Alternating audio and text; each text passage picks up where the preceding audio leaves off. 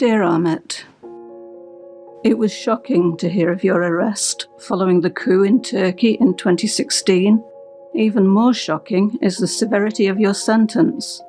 9 years for simply doing your job as a successful and highly professional TV news editor.